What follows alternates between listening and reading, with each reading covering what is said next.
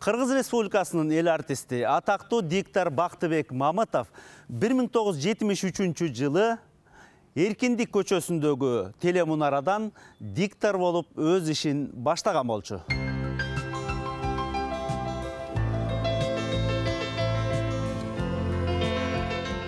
Бактыбек Мамытовдун телевидениенин астанасына атташына китеп көйлүгү жана ыр жазганы, ошону менен бирге университеттин филология факультетинин студенти болгону себеп болду көрүнөт. Бактыбектин да бир касиети ушундай эле, ал баардык көрсөтүүлөрдү жүрөгү менен алып барар эле. Чынын айткандачы, кээ бир дикторлор бар го, үнү менен, анан жаза алма мимкалар менен алып барат. Ал эми Бактыбекти болсо баардыгы жан дүйнөсүнөн чыкчу да. Анан Бактыбек эфирге чыгып сүйлөгөндө дагы студия анан ошо экранда жаркылдап турар эле. Бир кандайдыр бир нур бар эле да Бактыбекте, чынын айтканда. Ошол нурдун таасири менен биздин көрөрмандар дагы бир эмоционалдык нур алып, анан ошого ыраазы болор беле деп ойлойм да. Бактыбек Мамытовдагы лидерлик ошол студенттик куракта башталса керек, себеби 4 жыл катары менен окууга тапшырып өтпөй, акыры көктүгү, өжөрдүгү менен студент болушу мүнөзүн калыптандырып, турмушка олуттуу караткан. Адамгерчилиги өзгөчө, жөнөкөй, токтоо ошол эле мезгилде. Анан эмнегедир студенттерби, досторубу, курсташтарыбы деле кандай адам болсо дагы ичинен мындай жылуулук төгүлүп турган, мээрим төгүлүп турган адам эле да. Баарыбыз Бактыбекке суктануу менен карачубуз.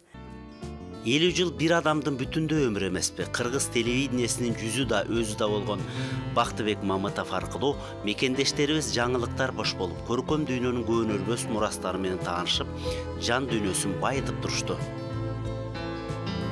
Бактыбек Мамытов өзүнүн диапазону боюнча, алып баруучулук масштабы боюнча баардык көрсөтүүлөргө жарай турган дарамет болгон да. Бул киши мына информациялык көрсөтүүлөрдү алып барды. Ал кезде Мезгил деген программа эле, мына азыр Ала тоо программасы, коомдук саясий берүүлөрдү алып барды, адабий музыкалык берүүлөрдү алып барды. Ошонун баардыгында ар бирине мүнөз берүү жагынан Бактыбек Мамытовдун өзүнчө чеберчилиги бар эле. Маалыматты маалыматтай, саясатты саясаттай, адабиятты уктурудай алып бара турган, ошону көркүнө көрк кошуп чыга турган. Анан бул кишинин өңүндө мындай чарчоо деген сезилчү эмес. Канчалык бул кишиге тапшырма көп берилсе дагы ошо жадырап жайнап алып барар эле да. Өткөн 70-80 жылдарда Кыргыз телевидениесинде ар бир программанын алдында дикторлор чыгып, боло турган көрсөтүүнү жарыялап турушчу. Андыктан көрүштөрдө өзгөчө Бактыбек Мамытовду үй бүлөсүнүн мүчөсүндөй кабылдап, үнүнө, өң келбетине суктанып күтүп көрүшө турган. Атахан Кожогулов, Данияр Амантур уулу, Аида Токталиева, Улуттук канал, Замана студиясы.